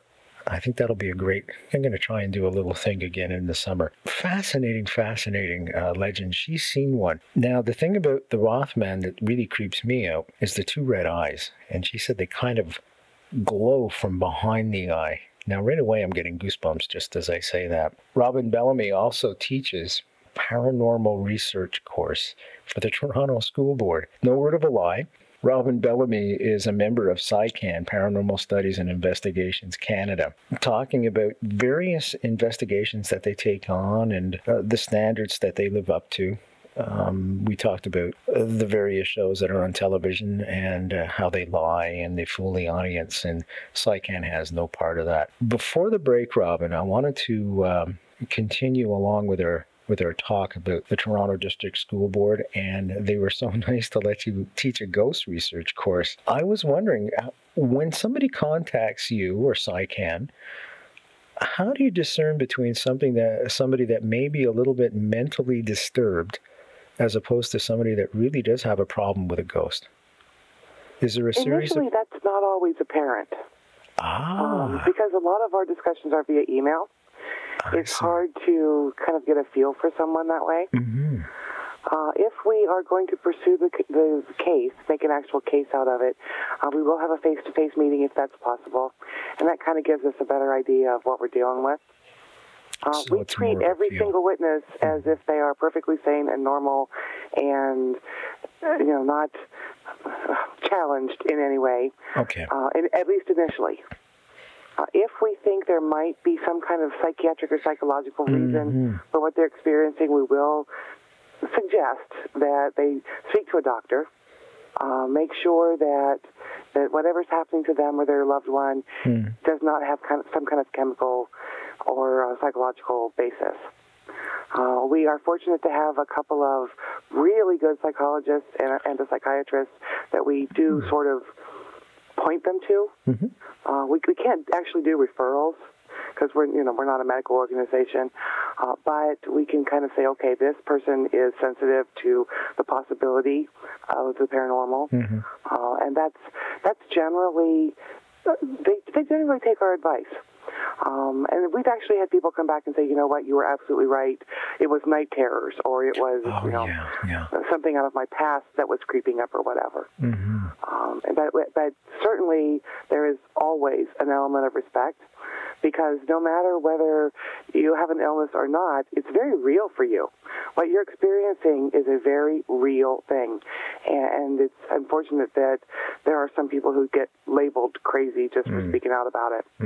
Yeah, as we were discussing before. Now, with your course, I want to go back to your course for a second. What type of folks can sign up for the course? Any lay person, or is there a certain criteria that they come with? Right now, it's anybody over the age of 18 who lives in the Toronto area. I don't think it's open to anybody outside because it is a school board course.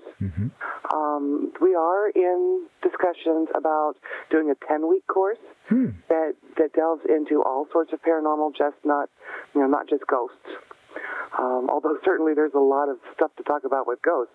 But we've seen people come out of the course wanting more, wanting to learn how to actually be an investigator, rather than just, spend a Saturday afternoon running around haunted places.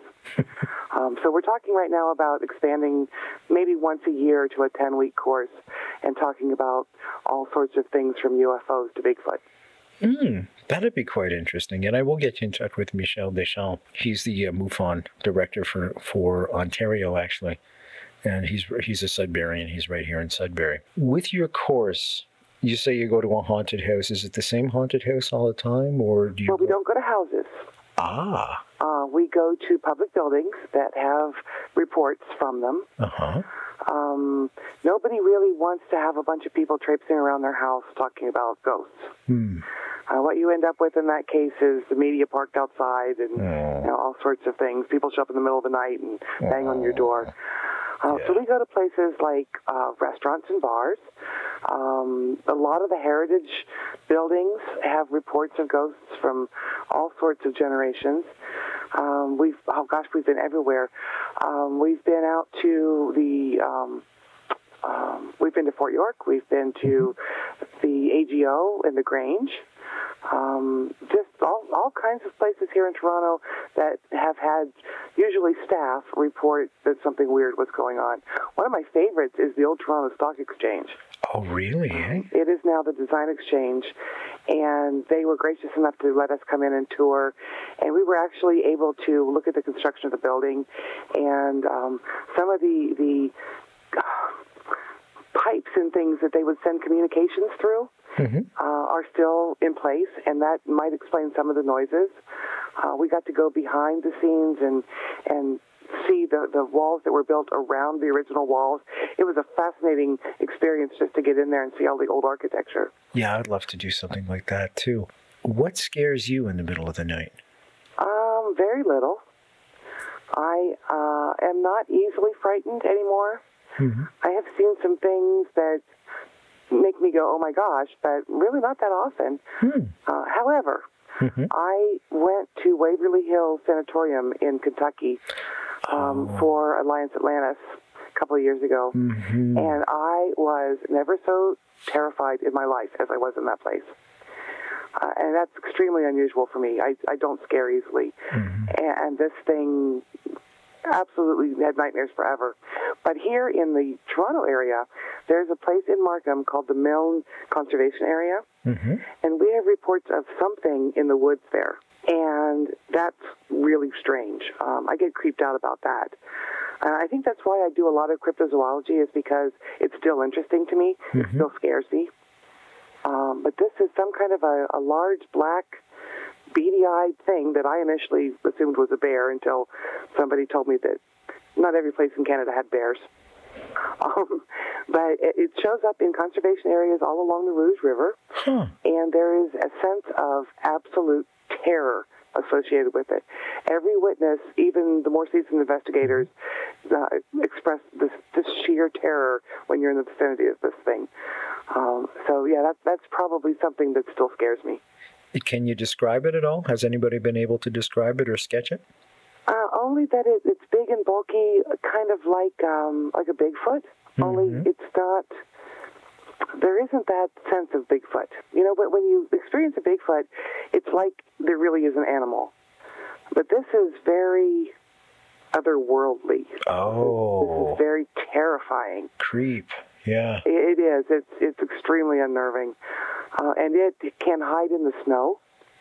We had one witness that saw it rise up out of a snowbank. So it's, I'm getting chills just telling you about it. Yeah, me too. I just turned the lights on. Eyes. Oh, this has red eyes too. It does. All the evil monsters have red eyes. And it's really quite frightening. I would not be along the Rouge River at night, ever. So, oh man, that's pretty creepy. That's the first I've heard of this type of creature. Isn't that interesting? Any oral traditions going back to the First Nations people about this creature? I would like to have more information on that. I don't have any specifics. Generally, First Nations people report unexplainable things, but I'm not really familiar enough with the culture. Okay. I'm sure there is somebody at SciCan who is.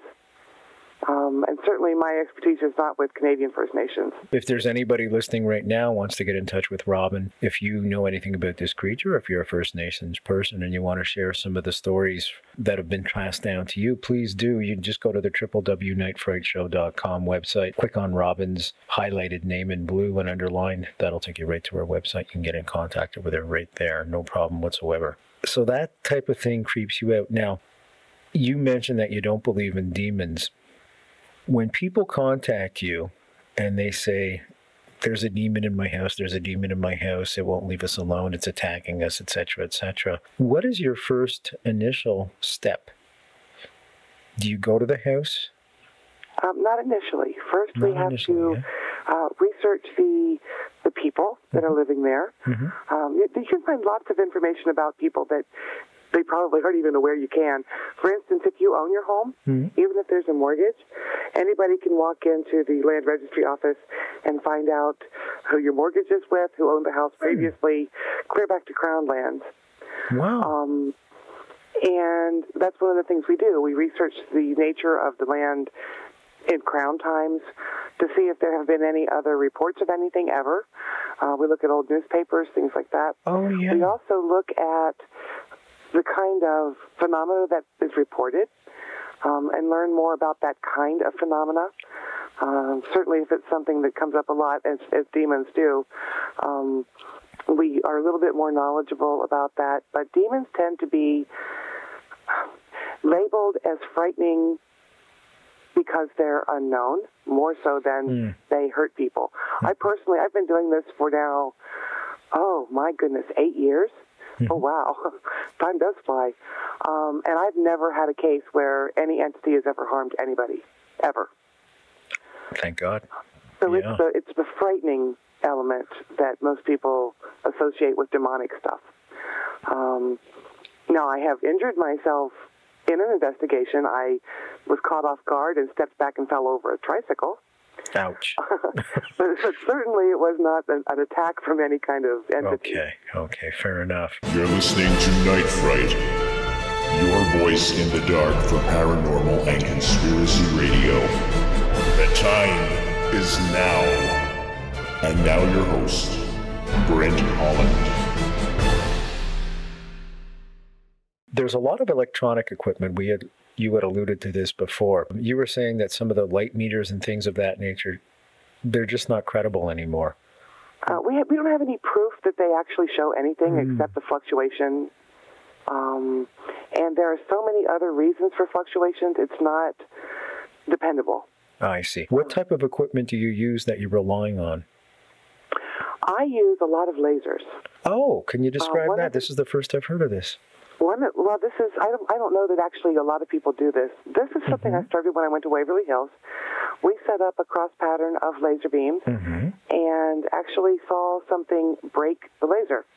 Oh, like it walked across the room. Caught it on film. We're still analyzing the film just to make sure it wasn't, a mouse or something like that. But it, at this point, does not appear to have been anything that you could see with the naked eye. And video cameras, of course, are the number one thing. You want to document everything that happens. Still cameras, we're using not just digitals, but also standard 35 millimeter film because you can't alter the negatives. That's right. With the exception of a double exposure, you've got that negative that shows what happened without a Photoshop comment. Right, gotcha. I understand that. When you take a digital picture, the minute you download it, it's digitally altered. And that's not to suggest that everybody fakes everything. It's just that it sets us up for criticism. If we've got that 35 millimeter picture to back it up, it's a lot easier to defend. Well, this begs a question now then. When you're using the analog camera and the digital camera, you take the identical picture. Does one reveal something that the other wouldn't? Sometimes. Really? Usually it reveals orbs. And basically, and people are going to just really write to you and say that lady's crazy, but basically orbs are not spirit related. They are anomalies in either film or camera lens. We have discussed this with experts at Fujifilm and Black Camera and Kodak, and everybody seems to agree that generally orbs are just flecks of dust or bugs or something like that are caught by these super sensitive lenses that came out after the 1970s. I see. It's also why you don't generally see your orbs in old pictures. I guess that makes perfect sense then. What about audio? What type of audio equipment are you using? Again, we're using analog primarily. Typically, we'll run both the digital and the analog just because the digital is easier to manipulate, to hear things. But then we've also got it backed up on the analog tape. So, again, it can't be altered. Or at least not easily. Certainly not by anybody in our group.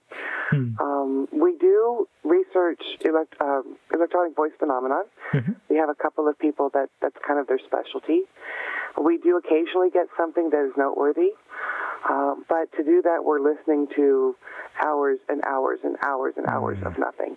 It's time-consuming. EVP does not come nearly as commonly as the movies and TV shows would portray it. And it's very easy to misinterpret other sounds. it's crucial that you have a microphone that is well away from the recording equipment, because it'll pick up the sound of the wheels turning. If you use tape recorder with the built-in mic. Yeah. And that kind of blows anything interpretive, because, the whisper sounds of the wheels turning is enough to throw things off. That said, we have had some remarkable things come across tape.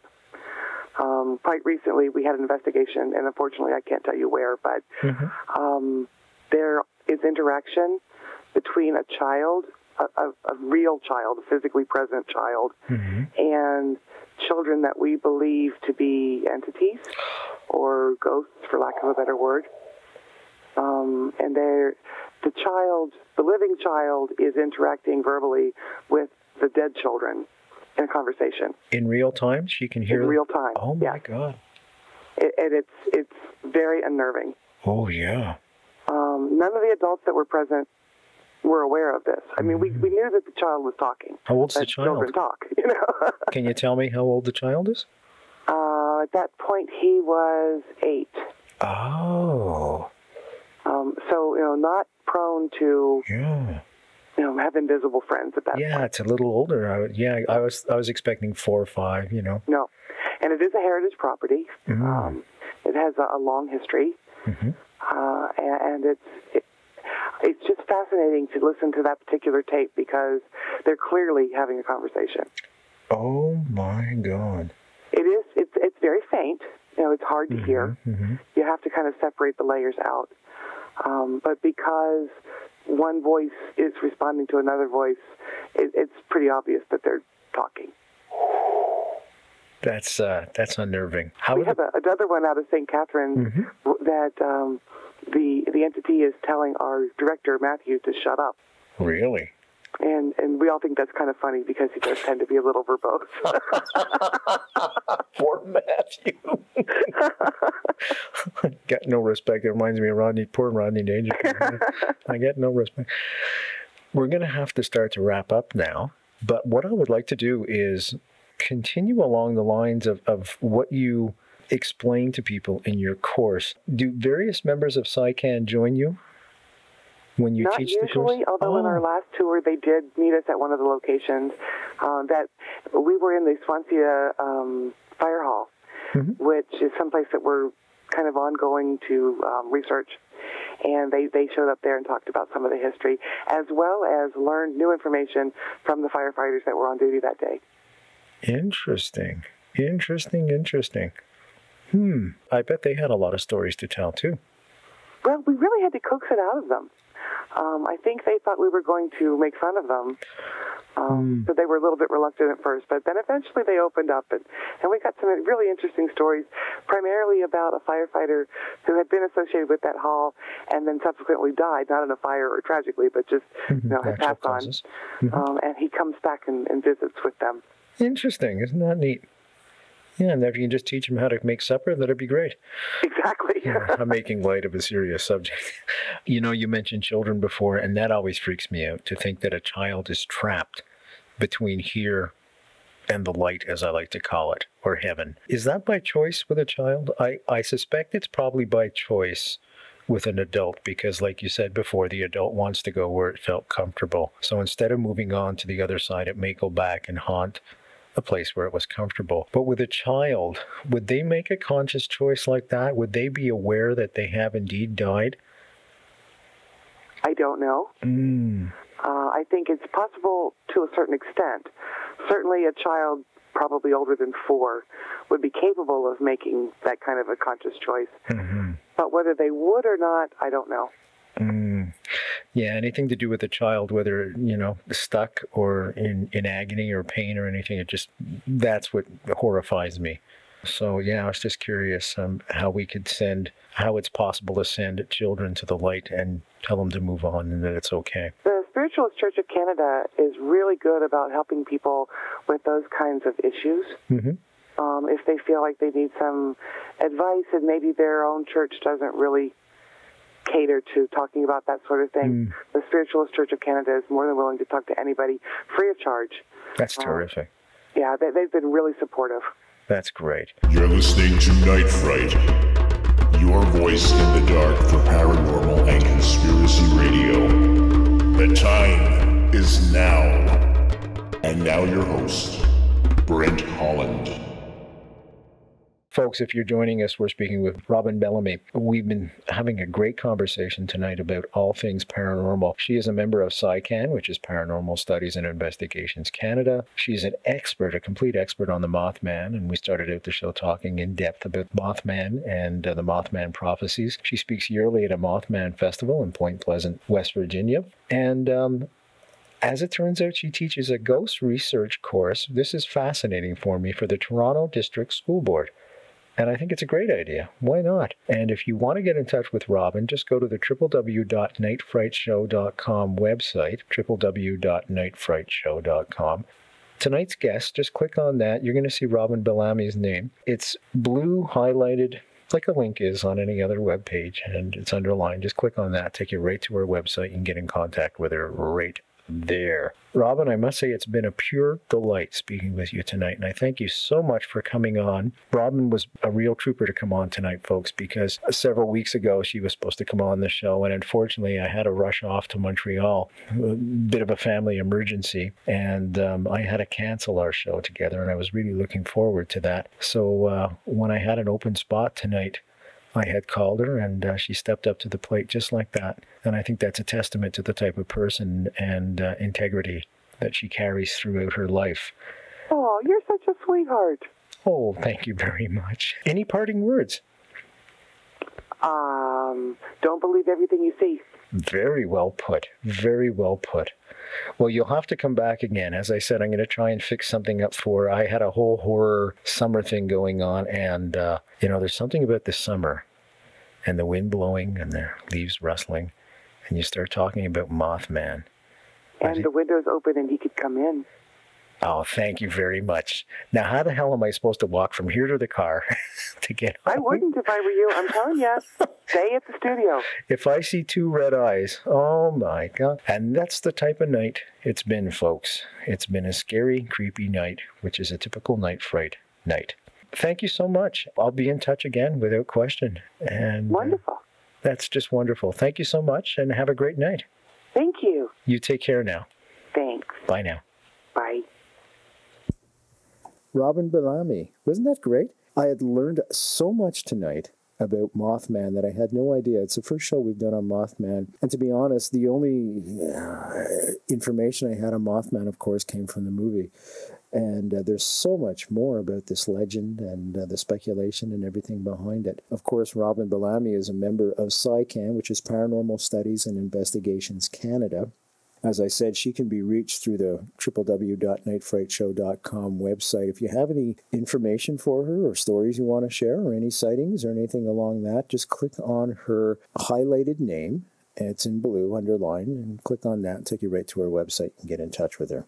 No problem whatsoever. Thank you again, Robin. It was a terrific, terrific evening. Just want to let you know, next week we've got coming up Annie Wilder. Her book is called Spirits Out of Time in 1994. I'll just read this really quickly.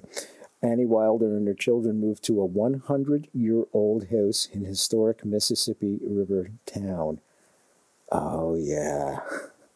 Beautiful, but spooky. No kidding. A 100-year-old house in a historic Mississippi River town? Of course. The house has been on the market for, how many times have you heard this?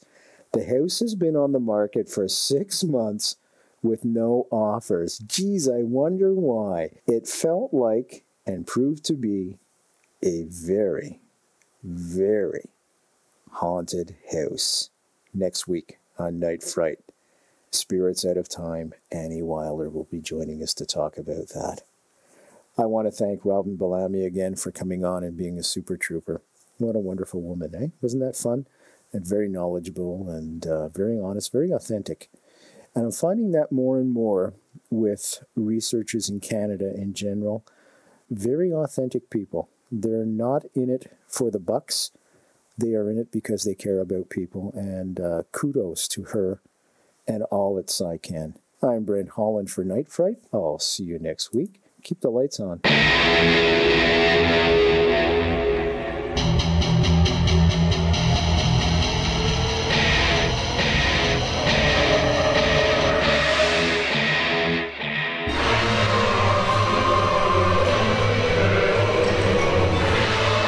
You're listening to Night Fright and your host, Brent Holland. The time is now. Your voice in the dark for paranormal and conspiracy radio.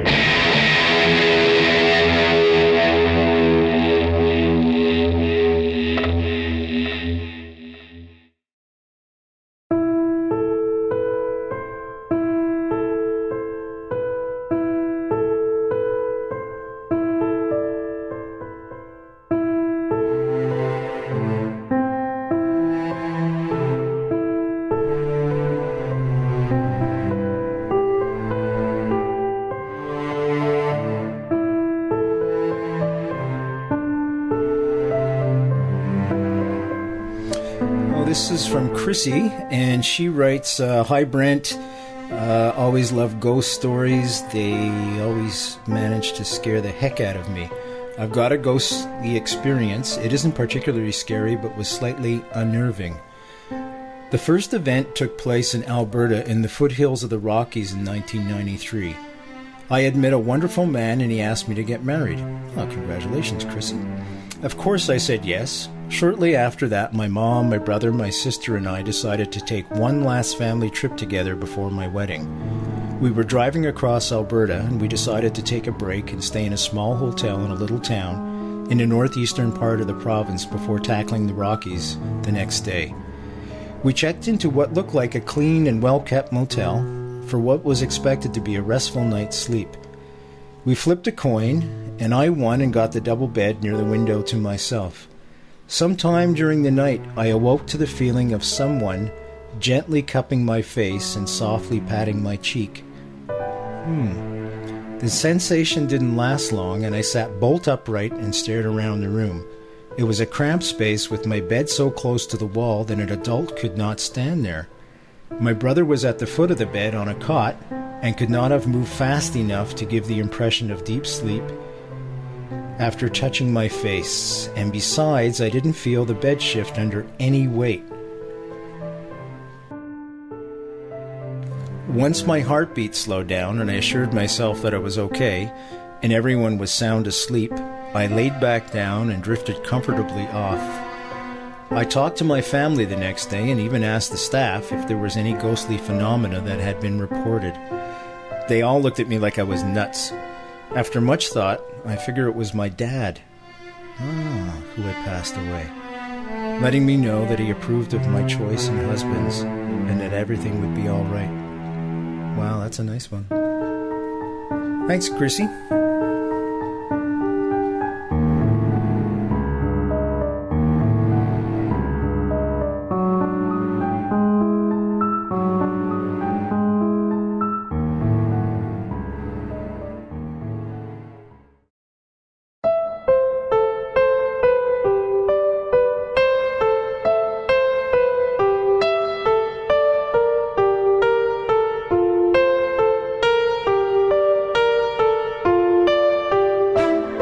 Okay, this one ties in nicely with Christine's story, actually.